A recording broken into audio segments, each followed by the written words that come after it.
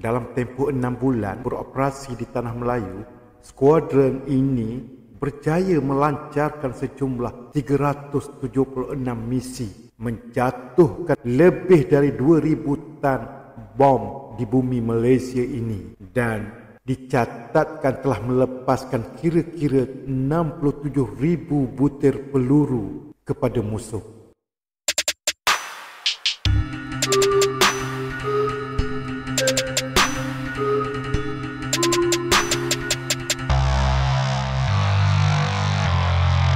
Ini catatan pasukan Hornet British yang menggunakan moto rasmi sarang tebuan jangan dicolok. Moto ini juga yang dibawa sewaktu menentang tentera Jepun yang masuk ke Tanah Melayu pada tahun 1941. Moto rasmi dalam bahasa Melayu ini digunakan oleh Skuadron 100 Tentera Udara Diraja British atau RAF dari tahun 1930 hingga ke 1950.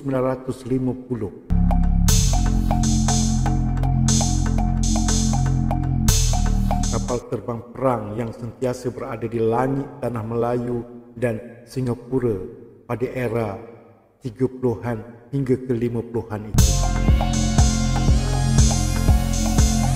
menerbangkan misi pengebom dan melakukan tugas-tugas peninjauan ke seluruh Asia Tenggara sewaktu Perang Dunia Kedua.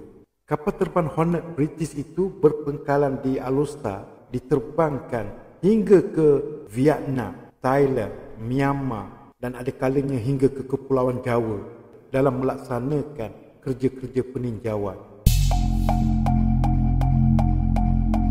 Kemuncak kepada kehadiran Skuadron 100 ini iaitu pada tahun 1941. Ini kerana ketika itu pasukan Hornet British ini telah mendapat saingan yang sangat hebat dari kapal terbang perang Jepun. Apabila tentera Jepun mula bergerak merentasi semenanjung selepas mendarat di Thailand hingga ke beberapa bahagian utara di Tanah Melayu, dapat dilihat dengan jelas bahawa Skuadron 100 dan armada pesawatnya sebahagian besarnya sudah cukup tua, memang tidak mampu menangani pesawat Jepun ketika itu yang kelihatan lebih baru, lebih lincah dan lebih pantas bergerak di udara.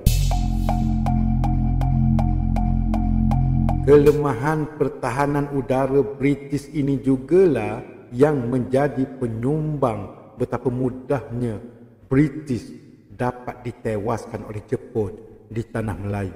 Misi pengeboman di Kedah, di Kuantan bagi menghalang kemarahan tentera Jepun banyak kali dilihat mengalami kegagalan. Ketika sama-sama di udara, kapal terbang perang Jepun Skuadron 100 ini akan segera pulang ke pangkalan yang terletak di Alusta pada ketika itu.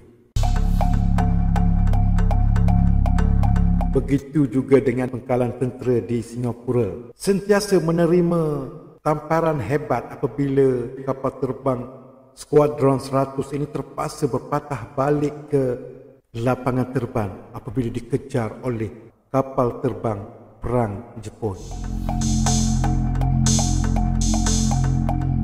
Lapangan terbang tentera British ini sebenarnya bukan disediakan untuk menghadapi tentera-tentera daripada Jepun.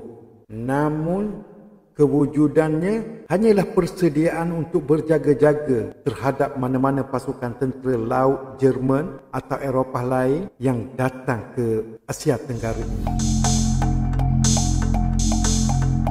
British sama sekali tidak menduga keupayaan tentera Imperial Jepun dengan pesawat perangnya yang lebih canggih dan pilot-pilot cukup berani dalam setiap misi pertempuran dengan Skuadron 100 British ini.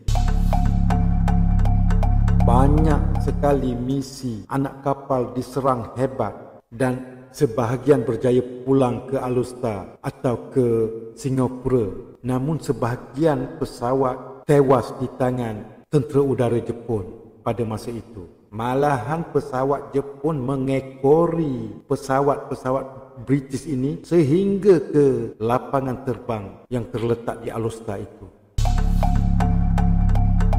Ketika tanah Melayu jatuh ke tangan Jepun, dengan tentera diraja meneruskan perarakan untuk menawan Singapura, Skuadron 100 terpaksa berundur ke Jawa, Indonesia pada tahun 1942 selepas mengalami kerugian besar dan hampir keseluruhan armada pesawat British ini musnah. Pada Februari tahun yang sama, kemenangan Jepun di tanah Melayu, Skuadron 100 ini telah dipulangkan ke Australia.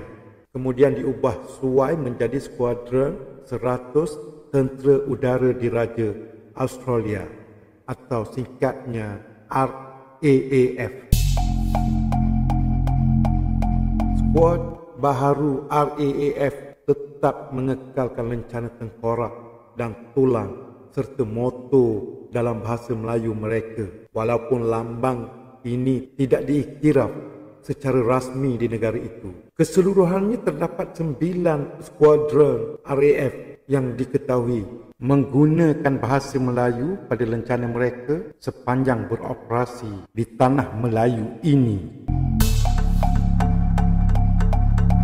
Selepas diubah suai menjadi Skuadron 100 Tentera Udara Diraja Australia atau RAAF, kuat ini kembali semula ke tanah Melayu.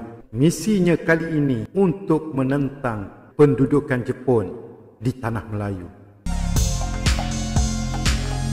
Menggunakan hutan tebal di Malaysia ketika itu, kapal terbang Skuadron inilah yang menggugurkan tentera payung terjun British ke dalam hutan di Malaysia ketika itu.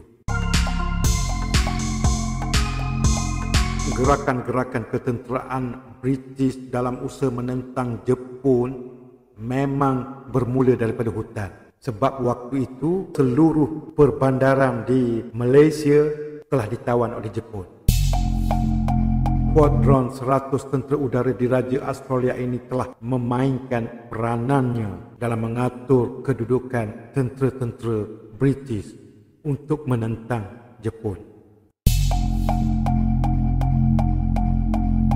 British bernasib baik apabila Jepun terpaksa menyerah kalah. Itu pun selepas bandar utama di Jepun iaitu Hiroshima dan Nagasaki telah digugurkan dengan bom atom. Sebagaimana yang tercatat dalam sejarah, apabila Jepun tewas, British kembali cuba mentadbir tanah Melayu. Secara tidak langsung, Skuadron 100 Tentera Udara Diraja Australia atau RAAF ini terus memainkan peranannya sebagai pasukan udara tentera British ketika itu. Apabila Jepun tewas dan British kembali mentadbir tanah Melayu, British sebenarnya berdepan dengan pelbagai ancaman, baik dari segi nasionalismenya dan juga pemberontakan-pemberontakan yang dimulakan oleh Parti Komunis Malaya. Parti Komunis Malaya sebenarnya cukup bersungguh-sungguh untuk merampas bumi Malaysia ini dari tangan British. Komunis sebenarnya sangat berani dan tidak takut sama sekali kepada British. Sebabnya, sewaktu pendudukan Jepun di tanah Melayu, pasukan komunis telah mendapat kerjasama yang sangat baik dengan British. Hubungan baik yang dibina dalam usaha untuk menentang Jepun di tanah Melayu ketika itu.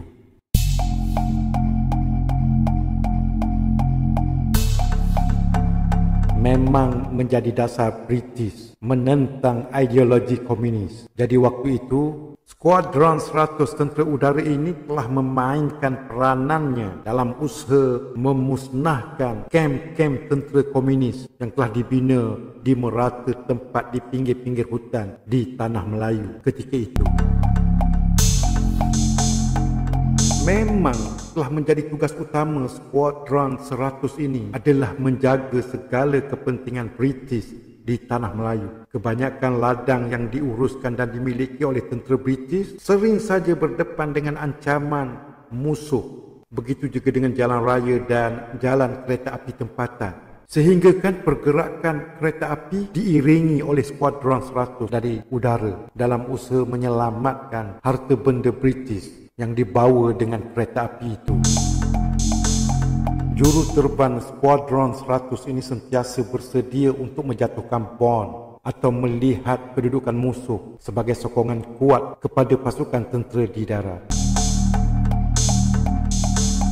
Keadaan cuaca panas, lembap dan ribut yang sering dialami oleh negara ini menjadikan misi ini amat berbahaya sekali kepada skuadron 100. Walaupun begitu, kedudukan pelabuhan di Singapura sebagai pusat menghantar hasil bumi Malaysia yang dirompak atau diambil dengan rakus oleh British telah menjadi keutamaan kepada skuadron ini mengawal dari udara. Manakala pengkalan udara di Kedah digunakan sepenuhnya untuk mengawal pergerakan kapal-kapal British yang menggunakan laluan Selat Melaka. Sebenarnya, Skuadron 100 merupakan pasukan RAF pertama yang ditempatkan secara tetap di Singapura sejak tahun 1929 lagi. Mungkin kerana inilah skuadron ini menggunakan bahasa Melayu dalam logo ataupun moto di rencananya. Hari ini, Skuadron 100 telah meninggalkan jejak yang kekal dalam sejarah, iaitu bangkai pesawat RAF yang telah ditembak jatuh oleh pasukan tentera Jepun pada satu ketika dulu. Malahan bangkai pesawat ini sebenarnya kekal bertaburan di seluruh negara kita. Salah satu monumen tersebut terletak di tapak nahas pesawat pengebom Perang Dunia Kedua, iaitu Liberator, yang telah lama hilang, kemudian ditemui di hutan di Negeri Sembilan pada tahun 2006. Dan hari ini, lokasi itu boleh dikunjungi. Malahan menjadi kebanggaan para pendaki apabila sampai di lokasi pesawat yang jatuh, maka disitulah mereka saling selfie. Begitu juga dengan pesawat yang ditemui di laluan untuk mendaki ke puncak Gunung Tahan.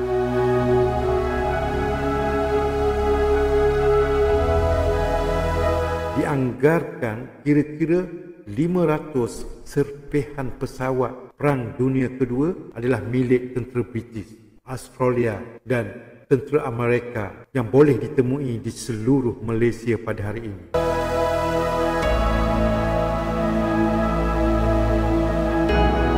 Serpihan sepanjang berada di udara Malaysia masih sebahagian besarnya belum ditemui.